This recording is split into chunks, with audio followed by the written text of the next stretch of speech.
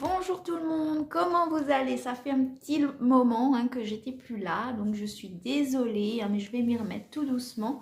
Bon, j'ai une bonne excuse, c'est que j'ai déménagé. Alors c'est vrai que j'étais un petit peu dans les cartons, dans les travaux, donc du coup pas trop eu le temps pour faire des petites vidéos, mais par contre ça m'a donné des idées. C'est pour ça qu'aujourd'hui j'ai décidé de vous faire une vidéo qui n'est pas comme d'habitude sur les massages, mais sur la décoration et en particulier donc sur le papier panoramique. Donc, moi quand je parle de travaux, c'est des petits travaux, comme dit, c'est pas non plus super difficile, mais il y a quand même des choses à savoir. Donc moi tout ce que j'ai fait, c'est juste de la peinture et justement le papier panoramique qui est un peu plus difficile. C'est vrai que moi quand j'ai eu cette idée, franchement bon, j'ai flashé dessus, donc voilà, donc j'ai fait ma commande, hop, fini, on fait ça et on n'en parle plus. Sauf que voilà, après on se pose d'autres questions quand on a le papier. Donc voilà, c'est pour ça que j'ai décidé de vous faire cette vidéo pour vous aider, pour pas faire les mêmes erreurs que moi, bien que c'était que des petites erreurs, mais bon, ça fait peut-être plus de travail du coup, ce qui m'est arrivé. Donc voilà. Le papier panoramique, moi, j'en avais déjà entendu parler. Moi, je trouvais déjà super beau. C'est vrai que j'avais laissé tomber parce qu'avant, j'étais que en location. Et puis bon, voilà, mettre quand même l'argent là-dedans et pour après partir, le laisser, peut-être devoir l'enlever en plus, non, ça m'intéressait pas trop. Et comme maintenant, c'est vraiment chez moi, du coup, voilà, j'ai décidé de prendre ça. Alors c'est vrai que j'en avais déjà entendu parler depuis quelques années. Et quand j'ai voulu emménager, je ne savais pas forcément ce que je voulais faire. Donc je suis allée sur des groupes de décoration où les gens échangeaient des photos, donnaient des conseils. Et du coup, je suis tombée sur ce fameux papier panoramique. Et franchement, j'ai flashé dessus. Donc du coup, je suis allée sur Google, j'ai cherché papier panoramique et je suis tombée sur un site où j'ai trouvé mon bonheur. Donc moi, j'ai 3 papiers panoramiques. J'ai 3 murs, si vous voulez. Un dans mon salon, où vous pouvez voir un petit morceau derrière. J'en ai un dans ma chambre et un dans la chambre de ma fille. En sachant que dans ma chambre, j'ai pas fait tout un mur, je me suis fait une tête de lit. Et franchement, je trouve ça, franchement, c'est magnifique, ça apporte vraiment un décor. Déjà, vous n'avez pas besoin d'en mettre des tonnes non plus. Bon, après, c'est sûr, c'est du boulot, mais je veux dire, voilà, il faut savoir ce qu'on veut aussi. Et voilà, ça vous permet, vous pouvez choisir, il y a tous les styles, tous les thèmes pour enfants, pour les adultes. Que ce soit pour le travail ou pour chez soi. Et franchement, je pense que tout le monde trouve son bonheur. Alors le papier panoramique, il faut aussi savoir quand même que c'est assez coûteux. Donc moi, comme dit, je vous conseille déjà de ne pas le faire. Enfin si vous êtes en location et que vous voulez rester en location, pourquoi pas. Mais c'est vrai qu'il faut savoir que c'est quand même assez coûteux. Après, il peut y avoir d'autres sites, j'en sais rien. Mais après, c'est au niveau de la qualité aussi. Il faut quand même prendre quelque chose de bien parce que c'est... Voilà, c'est sur un mur, c'est ce que vous voyez tous les jours, donc c'est vrai que s'il y a des défauts, ça va être la catastrophe. Après, je vous conseille aussi de vous entourer de personnes qui s'y connaissent. Bon, moi, j'ai eu la chance, j'étais bien entourée, heureusement, parce que toute seule, j'y serais pas arrivée. Et voilà, je crois que c'est tout. Donc, je vais déjà vous montrer mes 3 murs, et puis ensuite, on peut en parler si vous voulez. Voilà, donc ça c'est mon premier mur, donc c'est pour mon salon que j'ai choisi donc cette photo. Donc comme dit, moi je voulais rester dans des tons assez neutres, qui soient pas non plus trop prononcés, que ce soit un peu flouté, parce que j'avais peur de me lasser en fait. Donc je voulais quelque chose de très flouté, pas trop imposant, qui reste dans les tons neutres, voilà, quelque chose de naturel. Donc là, les mesures, donc ça va un peu en dessous de mon canapé. Donc là, les mesures, c'est 2 mètres sur 2,20 je crois. En sachant, donc voilà, vous voyez, j'ai laissé de chaque côté un bout de mur que j'ai laissé avec des tons qui se rapprochaient de la photo. Du coup.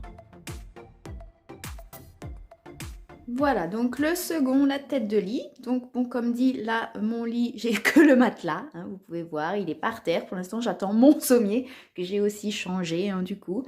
Donc pour l'instant, ma tête de lit est un peu haute, donc ça c'est normal. Donc là, j'ai fait vraiment aux tailles de mon prochain lit, donc 1,80 de largeur sur 1,10 m de hauteur. Donc pour une tête de lit, je me suis dit que ça suffisait. Donc voilà, j'ai mon petit coucher de soleil que je ne peux pas avoir tous les jours sur la mer, ça c'est sûr. En Alsace, on n'a pas trop la mer, mais bon. Bon, on a les montagnes, donc c'est pas mal aussi.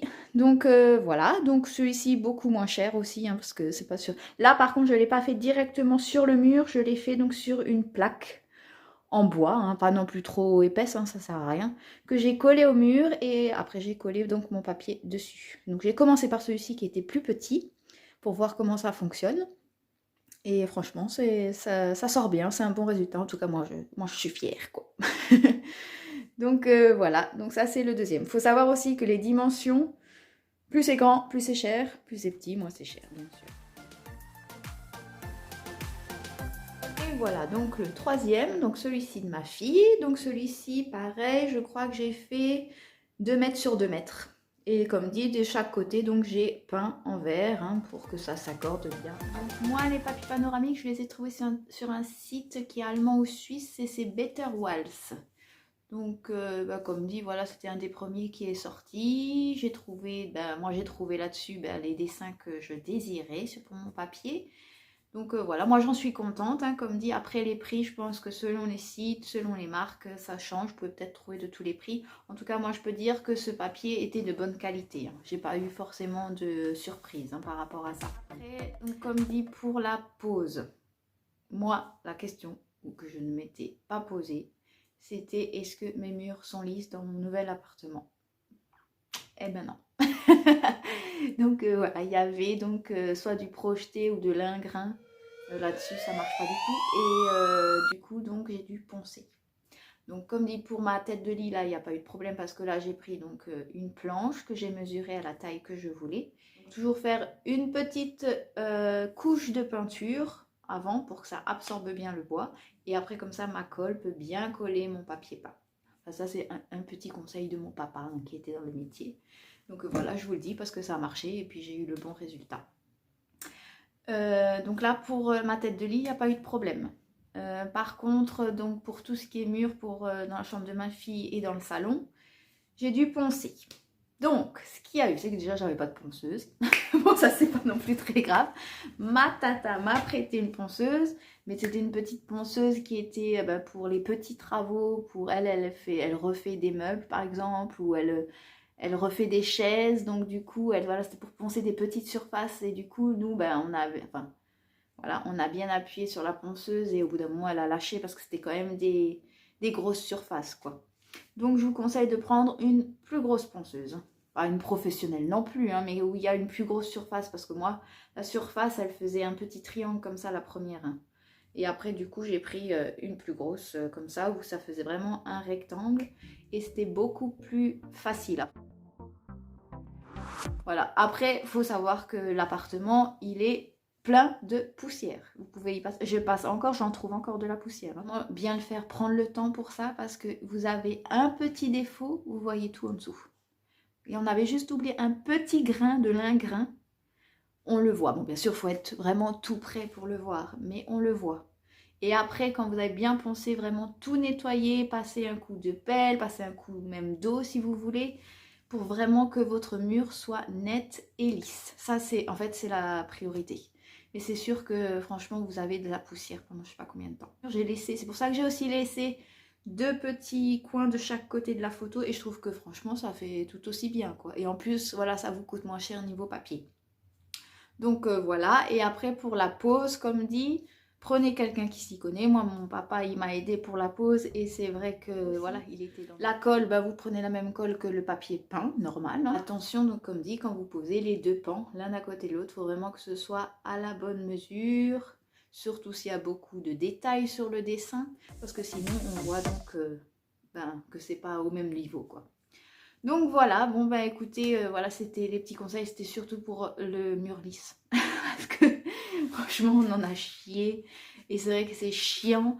Et si j'avais su que j'avais de l'ingrin, enfin si j'avais fait plus attention en fait. Hein, si j'avais su, peut-être que je l'aurais pas fait en fait, je ne sais pas. Parce que franchement, poncer, c'est la galère. Mais bon, on y arrive. Et on y arrive, hein, comme dit, il faut juste avoir le bon matériel. Donc voilà, écoutez, j'espère que ma vidéo vous aura servi, qu'elle va vous aider. Si vous avez des retours sur le papier peint, j'aimerais bien que vous me montriez vos photos si vous voulez, qu'on puisse partager, que je puisse voir aussi d'autres décors. Parce qu'au niveau de la décoration, c'est vrai que je suis encore en plein dans la déco, hein, je veux dire, et je suis pas non plus une experte là-dessus, donc je cherche plein d'idées. Voilà, bah écoutez, je vous fais de gros bisous et je vous dis à bientôt et merci de m'avoir écouté à nouveau. À bientôt.